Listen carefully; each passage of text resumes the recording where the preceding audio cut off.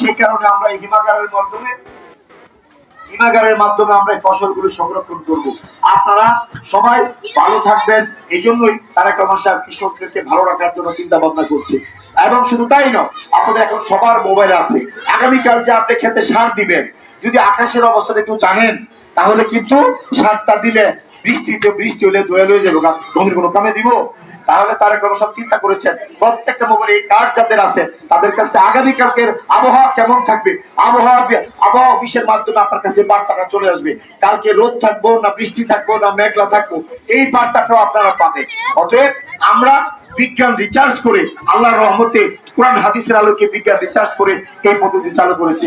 আমরা সবাই সেটা মানি, হয়তো বা একটু এদিক সেদিক হয়, কিন্তু মূল তথ্যটা আপনারা পাবেন।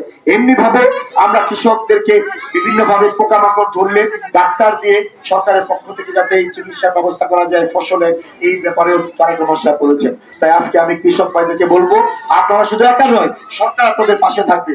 বিএনপি আসলে সরকার আপনাদের পাশে থাকবে, সরকারের পক্ষ থেকে আপনাদেরকে কার্ড দিয়ে আমরা অর্থনৈতিকভাবে সাপোর্ট দিব। সেক্ষেত্রে যদি এটা পেতে চাই, অবশ্যই বিএনপিকে ধানের শীষে ভোট দিয়ে আপনাদের বিজয় করলেই আমরা এই সুবিধাগুলো আপনাদেরকে দিতে পারবো।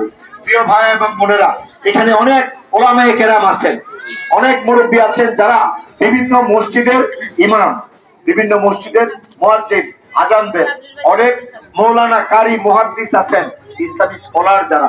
আমরা জন্মের সময় ওনাদের প্রয়োজন হয় না, মৃত্যুর সময় প্রয়োজন হয় না, বিয়ে শাদীর সময় প্রয়োজন হয় না। আমরা যখন দিনী শিক্ষায় শিক্ষিত হই, মাদ্রাসা আমার ছেলেকে ভর্তি করি, আমার মেয়েকে ভর্তি করি, বক্তব্যে দিনী শিক্ষা দেই, আমাদের ঈমান আকীদায় আমাদের এগুলা মজবুত করার জন্য ওলামায়ে কেরামদের আমাদের প্রয়োজন হয়। এবং শুধু তাই নয়, আল্লাহ তাদেরকে সম্মান দিয়েছে, আমাদেরও ইজ্জত সম্মান করতে হবে ওলামায়ে কেরামদের। কিন্তু রাষ্ট্রের পক্ষ থেকে এ পর্যন্ত কখনোই তাদেরকে স্বীকৃতি দেওয়া, তাদের জন্য আমরা কোনো পরিকল্পনা দেখি নাই।